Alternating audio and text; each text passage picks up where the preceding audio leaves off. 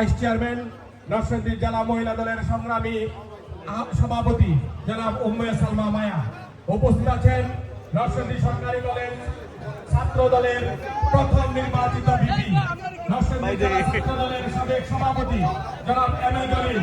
উপস্থিত আছেন নরসিংদী সরকারি কলেজ ছাত্র সংসদের সাবেক নির্বাচিত জিএস, জাতীয়তাবাদী ছাত্র দলের সোনালী ফসল, ছাত্র দল নরসিংদী জেলা শাখার সাবেক সভাপতি এক এম গোলাম কবির কামাল।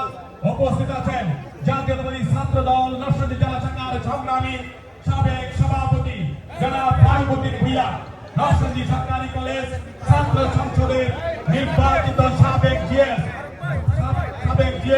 নরসিংদী জেলা যুব দলের সংগ্রামী সভাপতি মহসিন হোসেন বিদ্যুৎ। উপস্থিত আছেন আমাদের মাঝে সাবেক নরসিংদী সরকারি কলেজ ছাত্র সংসদের সাবেক ইলিয়াস আকরাম সুমন পরিষদের বিপিজিএস এজিএস তিনজনই এখানে উপস্থিত আছেন, আকরাম এবং সুমন। উপস্থিত আছেন